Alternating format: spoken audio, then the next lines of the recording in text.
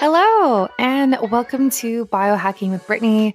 I am thrilled you are here. I am your host, Brittany Ford, nutritionist, biohacker, content creator, podcaster, and a whole bunch of other things. And this is a place where I share my love for health, and I get to interview very educated and very smart people who bring a bunch of different perspectives on different health topics. And it's really great. It's very collaborative.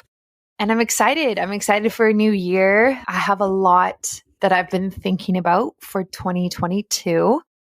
I am so excited for just a fresh start. I'm one of those people who loves January. I love September. I love Mondays. I love everything that's like a fresh start. I'm all about it. I don't know why. I just think there's something beautiful about starting again and kind of like wiping away what you've previously done, taking lessons from it, learning from it, and then like leveling up and becoming better in the next thing that you're doing.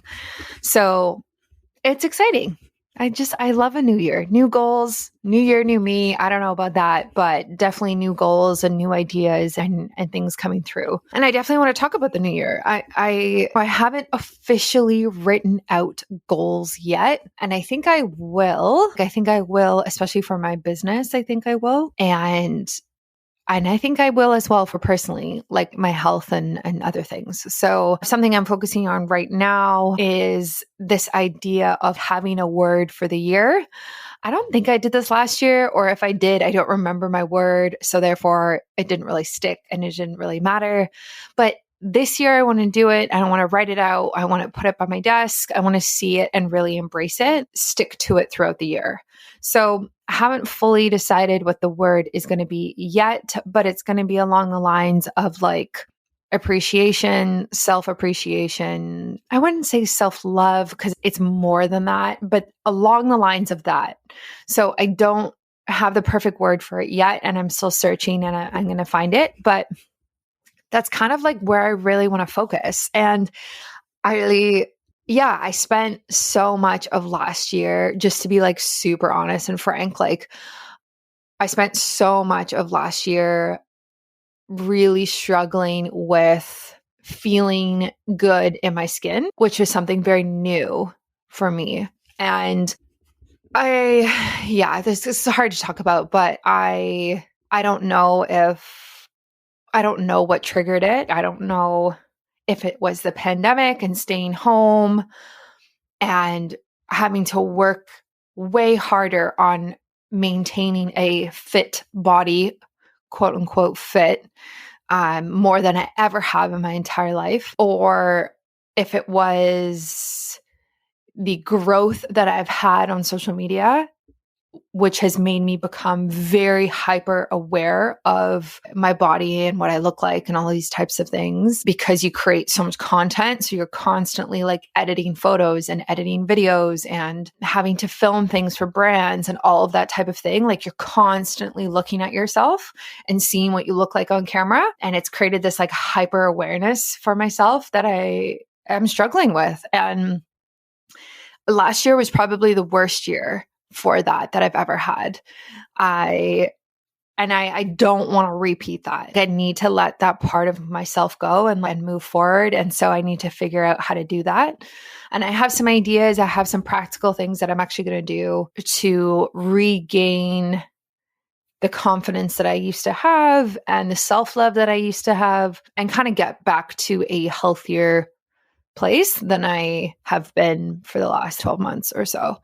So that's kind of like, I think the biggest thing that I'm going to work on for this year. And it's no easy task because self-talk is like really, it's just really difficult and really hard to change. And yeah, I just really want to improve that. And I want to feel better in my skin. And it's hard as well when you work in the health industry, because when you have clients or you're creating content about a nutrient or a diet or fitness, whatever it is, you're kind of thinking about your health as well at the same time. And you're analyzing where you are in relation to what you're talking about. So you're kind of always in this zone of like talking about health, thinking about your body, thinking about what you look like, how healthy you are all of the time, every single day. And then on top of that, if you create a social media presence like I have, then you're creating content with yourself in it, and then you're looking at yourself. So it's like this whole thing of hyper awareness that I really need to create space from. So that's, I think, like my overarching, like deep goal. I could go more into it and kind of share the deeper aspects of it, but I don't think this is the time on this episode right now. But that is, where I stand with that. And I actually wasn't planning on sharing that with anybody, but here we are. So and if you have a similar goal, if like the pandemic has kind of triggered that in you, seriously, message me or email me. I'd love to talk about strategies to kind of boost ourselves and build ourselves back up after what you've been through. Because I would really love that. I'd love to relate to other people about this. Yeah. So today we are on point with this. We are talking about fitness, and in a different lens, though. Not your typical fitness podcast, that's for sure. And so I'm so excited to have you listening. I put out podcasts every week, and they are hosted on my website, which is biohackingbrittany.com. We have finally released the new website, as you know, if you've been listening for the last few weeks, and we just released the shop page. So if you go to the shop, which you can find on the website, it has the products that I affiliate for. And I'm going to be adding more and more as I go through my history of brands that I've worked with. And I'm going to be posting this on social media as well as a place for everyone to easily find discount codes for supplements and biohacking products and all of that, because this is something that many people have asked me for. So it's here. I'm adding to it. And all the links are there. It's so easy. It's just a photo, a link, a discount code, and boom. You got it. You're ready to go. And on that note, shout out to the sponsors for this week. Kion. I love Kion. I used their Kion Lean product all through the holidays because it reduces the blood sugar spike you get when you eat calorie-rich food or carb-rich food. And let me tell you, I ate so much chocolate over the break. Like, I don't even know why. It was just in front of me, and it was bad, I guess. I don't know. But I ate a lot of dessert and a lot of calorie-rich food. And so that happened. I took Kion Lean multiple times, probably daily, just to help with the metabolism and weight management and everything. And also my discount code for Kion is for all products. I've had a few people ask me this on Instagram. So if you love Kion's protein powder or their coffee beans or some of their other supplements, like they have a lot of really great supplements. So my discount code is for all of that, which is awesome. So go use it. My discount code is biohackingbrittany. And shout out to my other sponsor, Coast, which is a new sponsor of the show. Welcome. This is a really, really interesting product. So a big thing in the biohacking world right now is the idea of NAD plus and having or taking a precursor for it, because this gets depleted as we age and gets depleted when we drink alcohol and basically have too much inflammation and toxins in the body. And I haven't really taken a lot of this in my life. Like, even though I am a biohacker, I haven't really jumped on this train yet until now. So Coast makes it super easy. They have it in a powder form. So I add it to my drink, my water bottle. And I actually just take it after I work out, which is one of the times that you can take it because it helps with recovery. So you'll hear more about that in the show. Again, my discount code is biohackingbrittany if you are interested in a product like that. The links are in my show notes, and the links are on my shop page now of my website. So definitely go check it out and enjoy this podcast. Thank you for listening, and I will catch you next week. Well, welcome to another episode of Biohacking with Brittany. I am super excited that you are joining again this week. We are joined with son Sachs, who is actually from Vancouver. He was just telling me he was born here, and his parents named him after a sunny day in Vancouver, which, if anyone has lived here or been here, knows that that actually doesn't happen very often in the winter. We're already like full on into rainy season here. It's been pouring like crazy. So I think that's pretty cool. And he actually comes from a company called Rewire Fitness. And this is a company that's really focused on holistic fitness, which really caught my eye because obviously, as a biohacker and a holistic nutritionist, I'm very interested in this idea of taking the holistic philosophy and applying it to different parts of your life and kind of reaching optimal health through that methodology. So it's really cool to kind of see this being applied to fitness. So son, welcome to the show.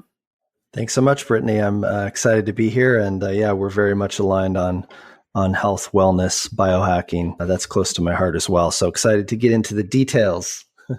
Yeah, absolutely. So Rewire Fitness is the most holistic training and recovery system that provides evidence-based solutions for tracking your readiness to perform, building mental resilience, and impairing mind-body recovery. So this sounds amazing, but in actuality, like, what does this actually look like if someone were to start with your program? Yeah, absolutely.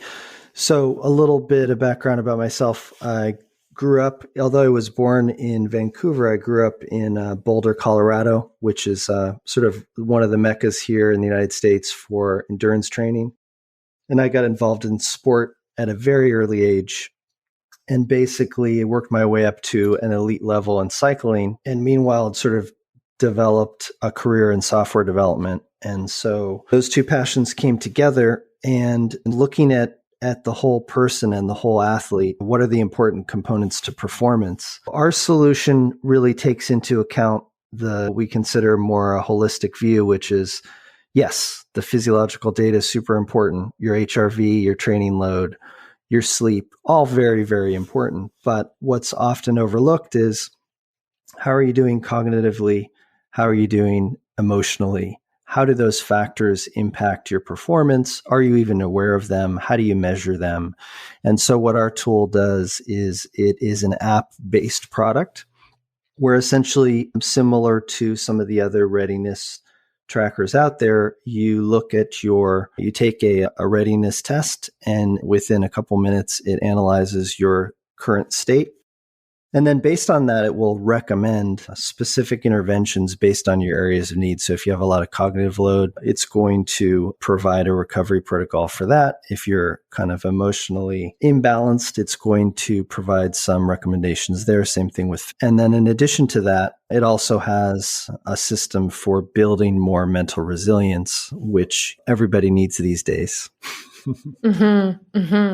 So it's based off of you inputting data and answering these questions, and then it kind of gives you recommendations. So this product is made by athletes for athletes and anyone that wants to improve human performance. So we're very aware and feel the pain having a lot of devices and not understanding what all the data means, especially holistically. So for example, right now I'm wearing my Oura Ring. I have my Apple Watch on. Earlier, I was doing a training session with the Bluetooth heart rate monitor. I posted to Strava several times today.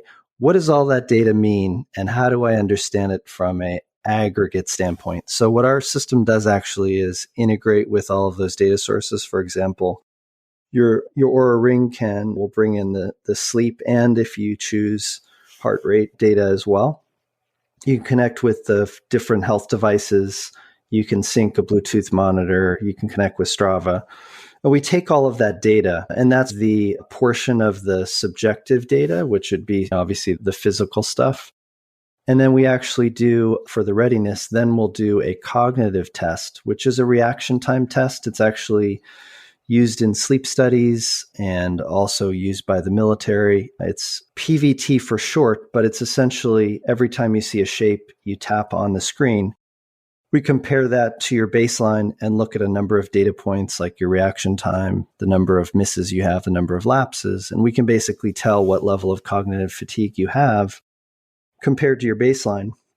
And then we ask a few questions. They're evidence-based, validated, subjective scales. So we actually use a scale that's used by NASA for astronaut readiness, and it gives us a very good sort of calibration on the person's emotional state.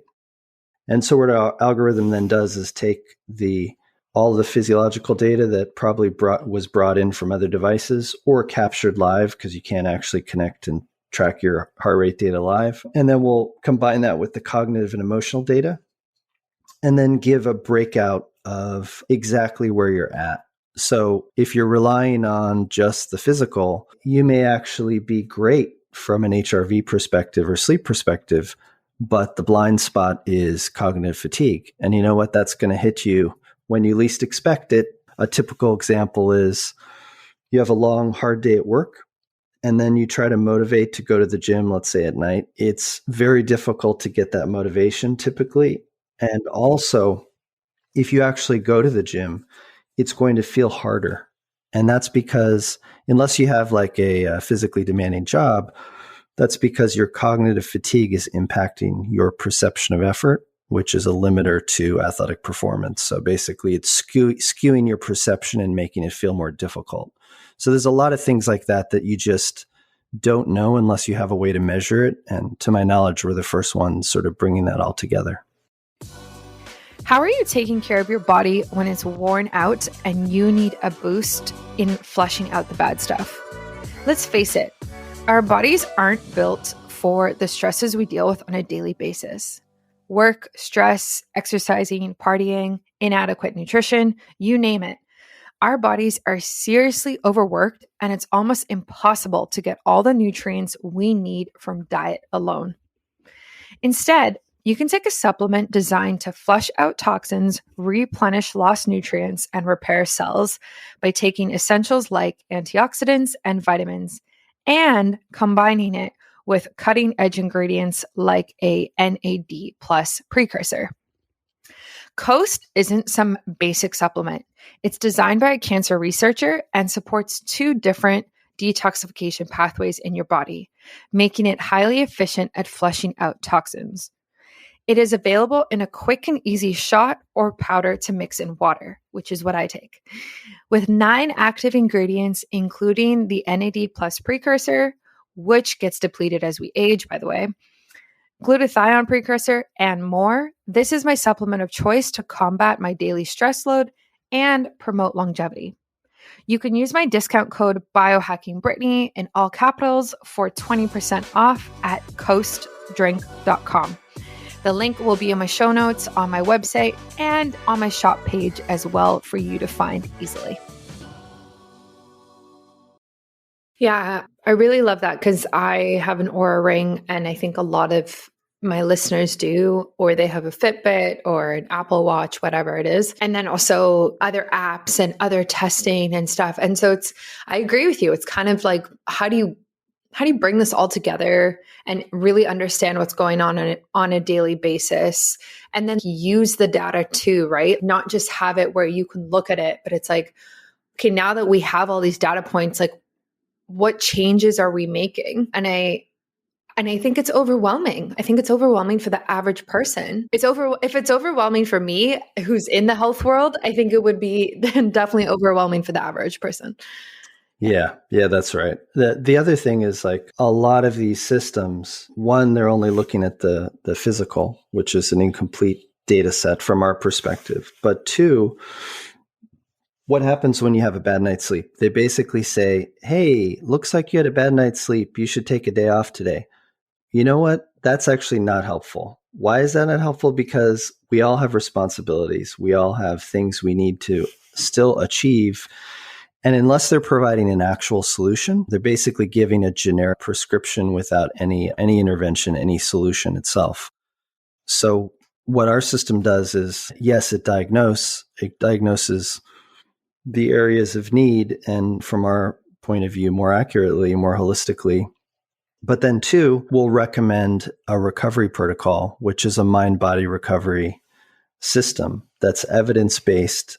It's pretty interesting science. It has a similar efficacy to meditation, but is much more accessible and lasts somewhere between 2 and 5 minutes. So it's very easy to fit into your day. We could get into those details, but that's kind of sort of another differentiator, as just we want to provide solutions as well. I love that. So do you think in general, healthcare is slowly moving towards this idea of holistic health and like looking at the spirit, the mind, and the body and how it's all connected? Yeah, the trends are definitely there for sure. If we just focus on our specific little area here within sport, you'll notice that all the major brands are talking about mindset now. And in fact, one of our major investors was Under Armour, who had a program. They do have a program that is all about sort of mental resilience. Nike saying the same thing. Hyperice is saying the same thing. I could go on and on.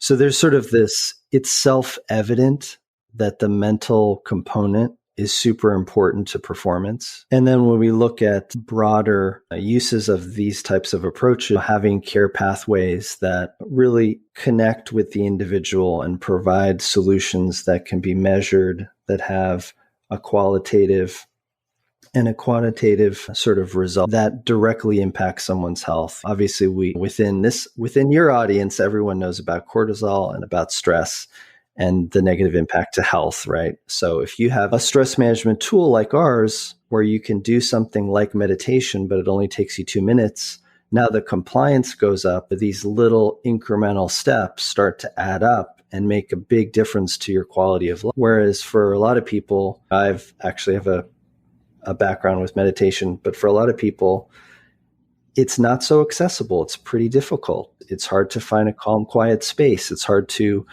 have the commitment to see the long-term results. And so if you can come up with things that provide more immediate benefits, more immediate results, it helps.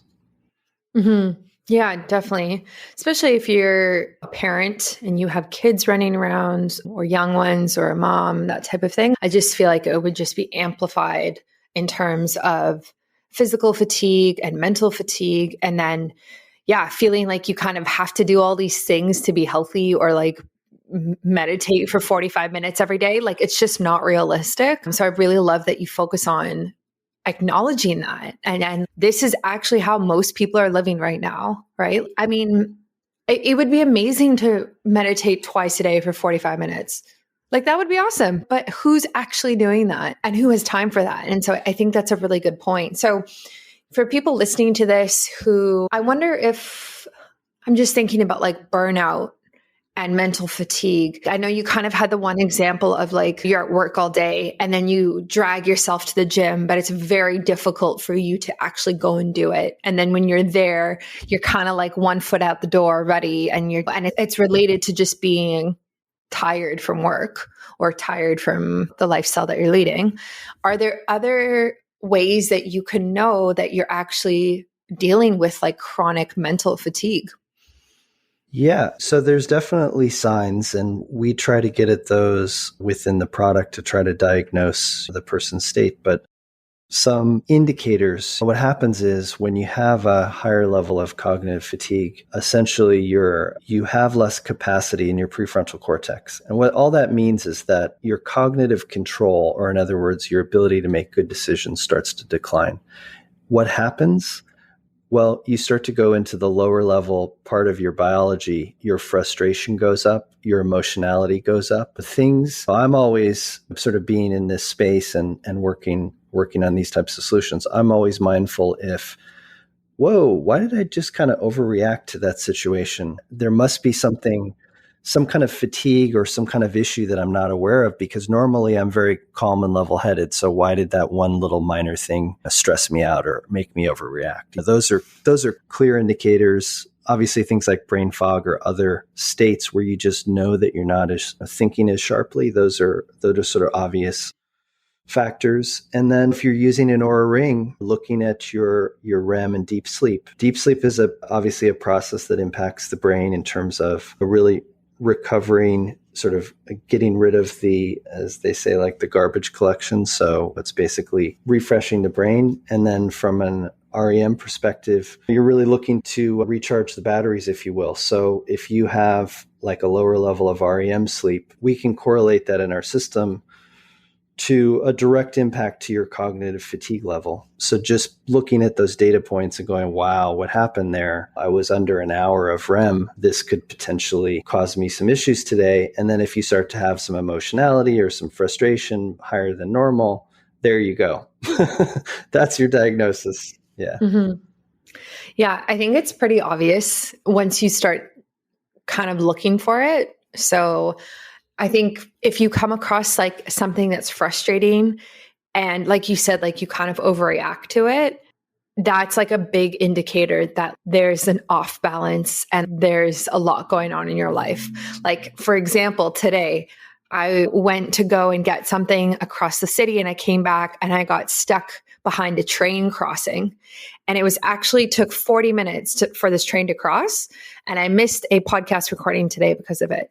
Now, I was frustrated, but at the same time, it was like, this is out of my control. I can't turn around because there's no space for my car to turn around. Like, I'm not going to blow up and be angry for the next 5 hours after this and chop everyone's head off and just be frustrated. But everyone in line who was in the line, like you could see how frustrated people were.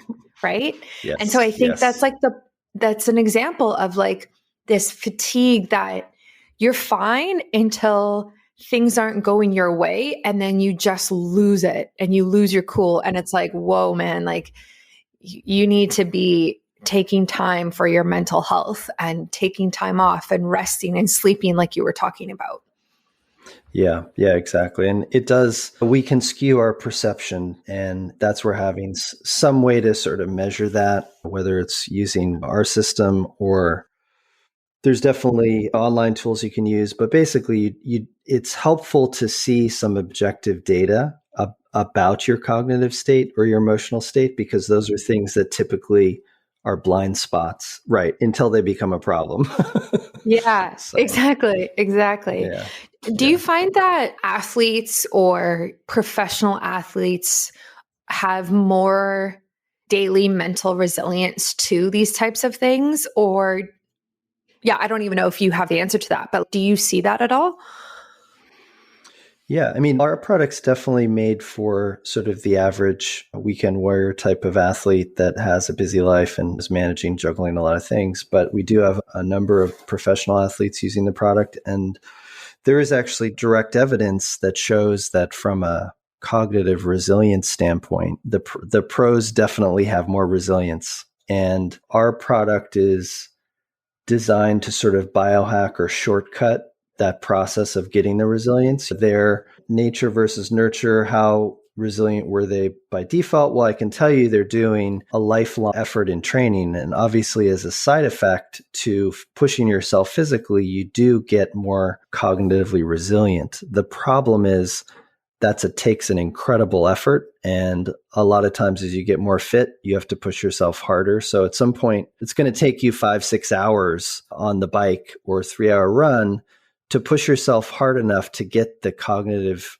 resilience benefit. Whereas using something like what we have, where you're basically targeting the specific area of the brain that's responsible for impulse control, effectively willpower, and the perception of your effort. So what it does is it basically overloads that part of the brain. And like other things, like physical training, it creates an adaptation.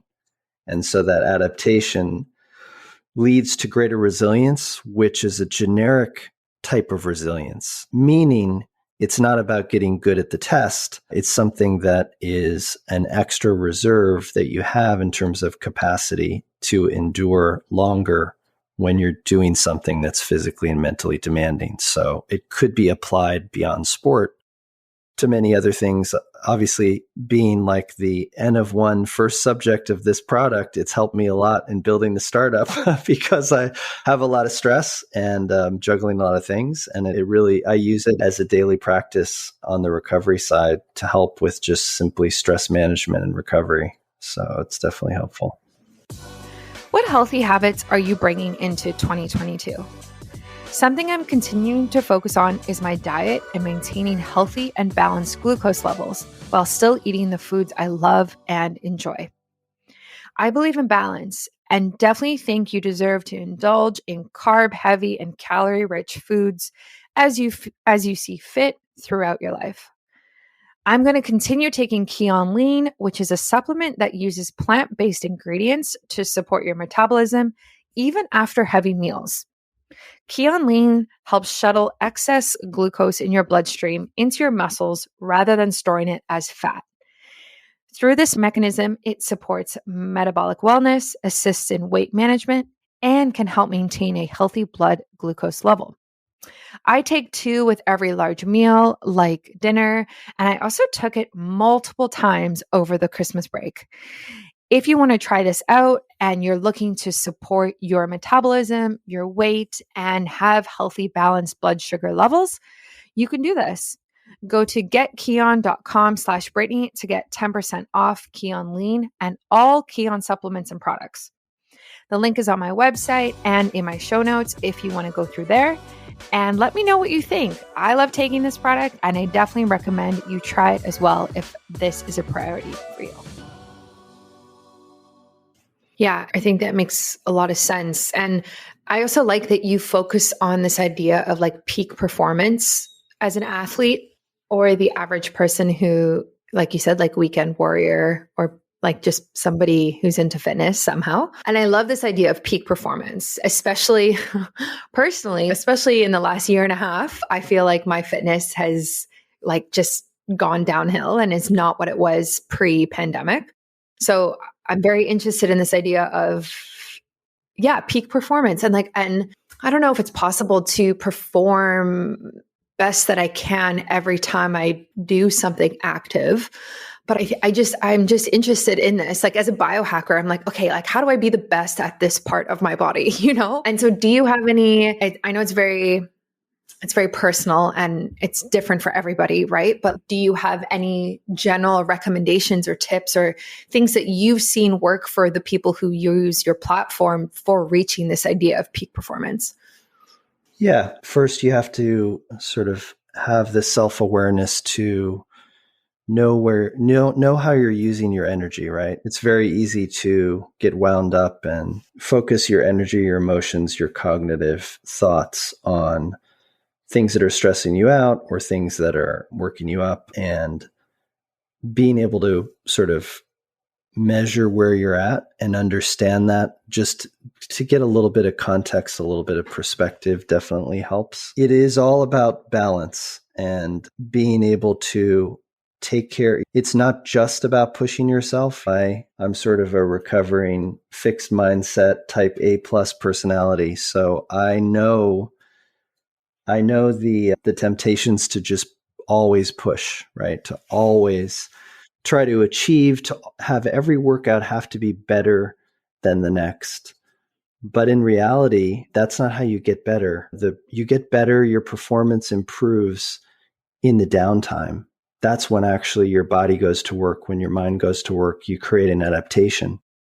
So if you're not giving yourself the self-care to adapt, you're going to get to a plateau, and that plateau will be pretty brutal because you'll be at a burnout state, whether it's your body, your mind, or both. And so sort of striking that balance of first understanding where you're at sort of objectively, and then 2, knowing when to put your foot on the gas and when to put your foot on the brake, and giving yourself both a mind, body sort of self-care. That's really how you build sort of long-term fitness and performance. Because if you push yourself too hard, you get injured, you take 10 steps back, then you push yourself hard again. It's just very hard to build that consistency. It has to be sustained. And these are the types of things we think about when working with athletes, is just really being cognizant of all of those factors. Yeah. Yeah. I really love that. And I love, again, like how holistic that is. I think we live in a society that really likes to push, and hustle culture is so everywhere, right? And constantly trying to be the best and go hard every day and all of these things. And I think the world of biohacking is really good in terms of talking about rest and sleep and days off and going for a walk and a 1 hour walk compared to feeling like you have to go for a run and just like listening to the body and just slowing down. But I don't know if I see that in other places yet. Like I think we're getting there, but I don't know. I don't know. Yeah, I don't know. And so I really appreciate that perspective of where are you at now? And then how can we help the mind and the body recover? And so how have you used that principle in your own life?